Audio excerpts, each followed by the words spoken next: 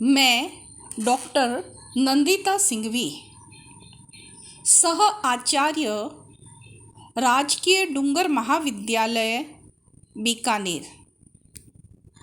मैं एमए उत्तरार्ध के षष्ठ प्रश्न पत्र आधुनिक साहित्य के अंतर्गत सामान्य कवि परिचय के अंतर्गत कविवर गिरधर शर्मा नवरत्न का परिचय और सामान्य अध्ययन के विषय में अपना प्रस्तुतिकरण दे रही हूँ। नवरत्न महोदय का जन्म झालावाड़ के झालरा पाटन कस्बे में विक्रम संवत 1938 को ज्येष्ठ शुक्ला की अष्टमी तिथि को गुजरातीय नागर नाम के विप्रकुल में हुआ। इनके पिता पंडित विजवेश्वर शर्मा संस्कृत साहित्य में निपुण थे। गिरिधर शर्मा ने उन्हीं से संस्कृत का पहला पाठ सीखा। पंडित शर्मा की संस्कृत कृतियाँ न केवल राजस्थान के आधुनिक साहित्य के लिए गौरवमय है, अपितु संपूर्ण समकालीन भारतीय संस्कृत वाङ्मय में उनका विशिष्ट महत्व है। आपने अनेक श्रेष्ठ गुरुओं से संस्कृत काव्य शास्त्रों का सम्यक अध्ययन किया है। नवीन भाषाओं का सम्यक ज्ञान होने के कारण आप नवरत्न उपाधि से विभूषित किए गए। गिरधर शर्मा ने झालरा पाटन के ही यति श्रेष्ठ श्री रूपचंद और जुडावजी भट्ट के, जयपुर में पंडित विश्वेश्वर शास्त्री के, काशी में पंडित शिव कुमार शास्त्री के और महामहोपाध्याय श्री गंगाधर शास्त्री के सानिध्य में रहकर संस्कृत काव्य साहित्य के उन शास्त्रों का गंभीरतापूर्वक अध्ययन व अनुशीलन किया। इन्होंने अंग्रेजी, मराठी, बंगाली अनेक भाषाओं का अच्छी तरह अभ्यास किया। ईश्वर प्रदत्त प्रतिभा शक्ति से व्याप्त यश वाले आपने अनेक काव्य ग्रंथों की रचना करके हिंदी और संस्कृत साहित्य की श्रेयस्कारी सेवा की है। आधुनिक संस्कृत लेखकों में आप अग्रगण्य माने जाते हैं। आपकी लेखनी पद्य रचनाओं और गद्य रचनाओं में समान रूप से चली है। आपके अध्यापन कार्य और शोध छात्रों को दिए गए निर्देशन कार्य के लिए संपूर्ण भारतवर्ष में ख्याति रही है। जब ये काशी में अध्ययनरत थे, तभी उनके पिता पंडित विश्वेश्वर शर्मा सहसा दिवंगत हो गए, जिससे इनकी शिक्षा का क्रम टूट गया और वे काशी छोड़कर अपने घर लौट आए। वहाँ झालावाड़ नरेश श्री भवानी सिंह के गुरु पद पर प्रतिष्ठित हो गए और उन्हीं की प्रेरणा से आप साहित्य की आराधना में तत्पर हुए। परमेश्वर प्रदत्त प्रतिभा शक्ति से यश प्राप्त कर आपने अनेक काव्य ग्रंथों की रचना करके हिंदी तथा संस्कृत की सेवा की। हिंदी भाषा के प्रचार के लिए और उसके साहित्य की समृद्धि के लिए राजस्थान में और मध्य भारत में आपने अनेक साहित्यिक संस्थाएं स्थापित की। आपका कार्य क्षेत्र बहुत व्यापक तथा अनेक विधाओं वाला था, किंतु दुर्भाग्यवश जीवन के उत्तरार्ध भाग में आपकी नेत्र ज्योति चली गई। नेत्र ज्योति के चले जाने के बाद नवरत्न अपने घर में रहने को विवश हो गए। फिर भी इस सरस्वती साधक ने अपने साहित्य लेखन के क्रम को आजीवन क्षण भर के लिए भी नहीं त्यागा तथा 1961 ईस्वी सन में जुलाई माह की 1 तारीख को आपने पार्थिव देह छोड़ दिया, किंतु यश रूपी शरीर से वे आज भी जीवित हैं और चिरकाल तक जीवित रहेंगे। आपके कृतित्व के विषय में कहा जा सकता है कि प्रायः 30 से अधिक रचनाएं आपने की। उनमें से 12 ग्रंथ प्रकाशित हैं और शेष अप्रकाशित। आपके द्वारा प्रकाशित 12 ग्रंथ इस प्रकार हैं। पहला अमर सुक्ति सुधाकर, दूसरा श्री भवानी सिंह कारक रत्नम, तीसरा श्री भवानी सिंह सद्वृत्त पुष्पगुच्छ, चौथा नवरत्न नीति, पांचवा गिरिधर सप्तशती, छठा ईश्वर प्रार्थना, सातवां प्रेम पयोधि, आठवां योगी, नवम अभेद रसः, 10 जापान विजयः, 11 न्याय वाक सुधा, 12 सौर मंडलम। इन ग्रंथों में भी कुछ ही ग्रंथ आज सुलभ हैं। आपके प्रकाशित ग्रंथों की अपेक्षा अप्रकाशित ग्रंथों की संख्या अधिक है। उनमें से कतिपय इस प्रकार हैं।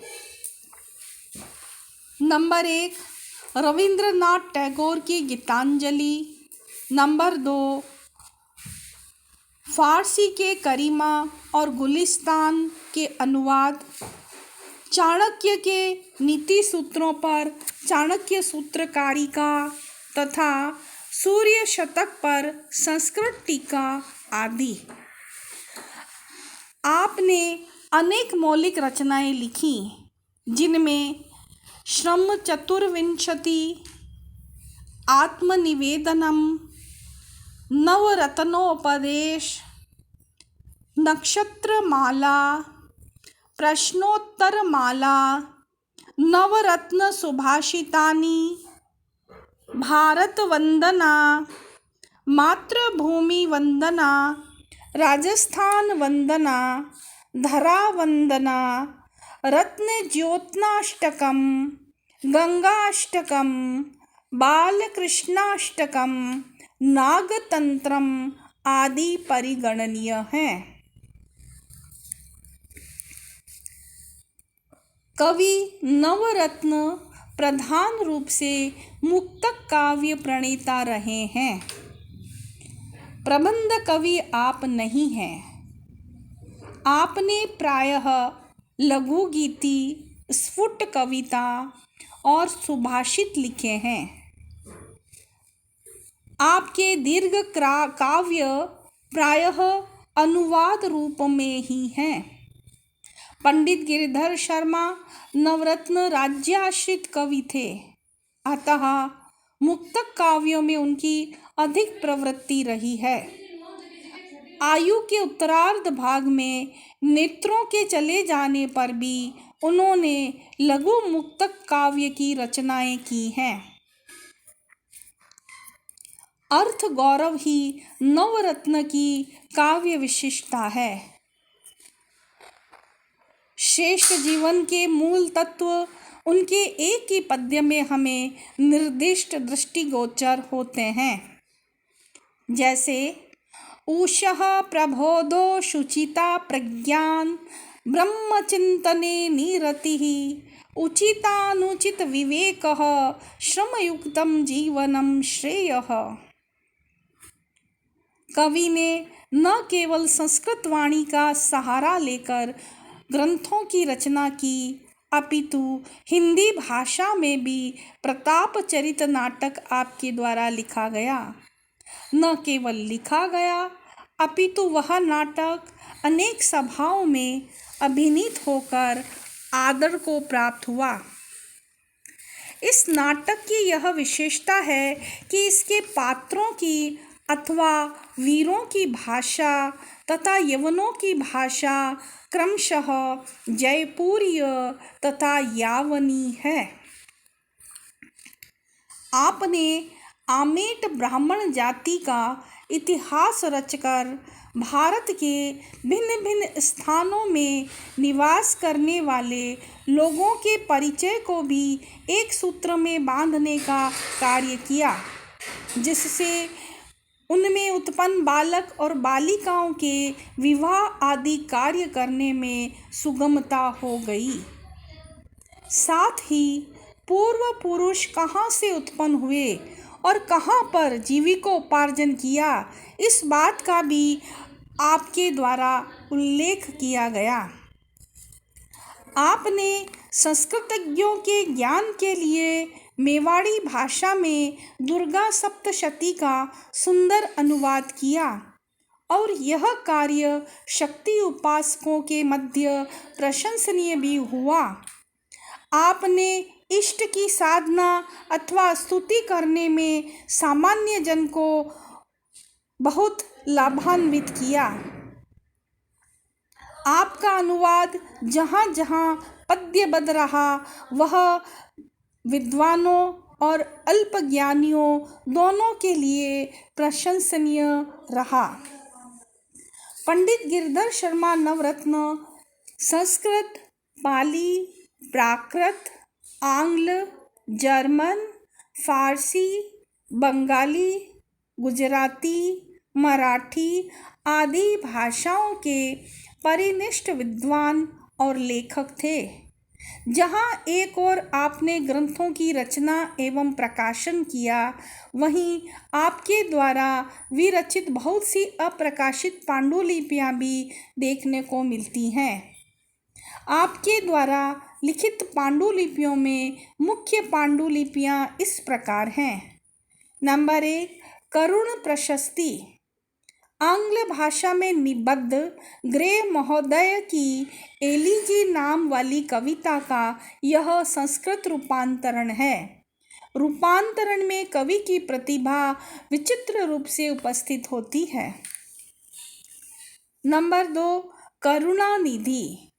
यह पांडुलिपि फारसी भाषा के प्रसिद्ध कवि तथा महान दार्शनिक सूफी संत शेख सादी की करीमा नामक काव्य रचना का संस्कृत भाषा में रूपांतर है। तृतीय, नीति सौंदर्योद्यानम। फारसी भाषा के कवि सूफी शेख सादी की गुलिस्ता नाम वाले ग्रंथ की 25 नीति कथाओं का यह संस्कृत अनुवाद है। चौथा, चाणक्य सूत्रकारिका। अर्थशास्त्र के प्रवर्तक आचार्य कौटिल्य के नीति सूत्रों को इसमें कारिका के रूप में विवेचित किया गया है। पांचवा, नवरत्नोपदेश। यह नीतिपरक काव्य 27 पद्यों में निबद्ध है। इस काव्य का अन्य नाम उपदेशावली भी है। छठा, गीतांजलि। गीतांजलि विश्व प्रसिद्ध नोबेल पुरस्कार से सम्मानित रविंद्रनाथ ठाकुर की अमर रचना गीतांजलि का संस्कृत भाषा में अनुवाद है। इसके अतिरिक्त पांडुलिपियों में अभिनव कारक रत्नम, प्रश्नोत्तरमाला, नागरतंत्रम, षोडशी, वीरेश्वर प्रशस्ति, श्री वल्लभः, श्री मथुरशः, श्री भक्तांबरम आदि मुख्य हैं। निष्कर्ष रूप में हम कह सकते हैं कि कवि का भाषा वैविध्य सदैव विद्वानों में प्रशंसनीय रहा है और रहेगा। धन्यवाद।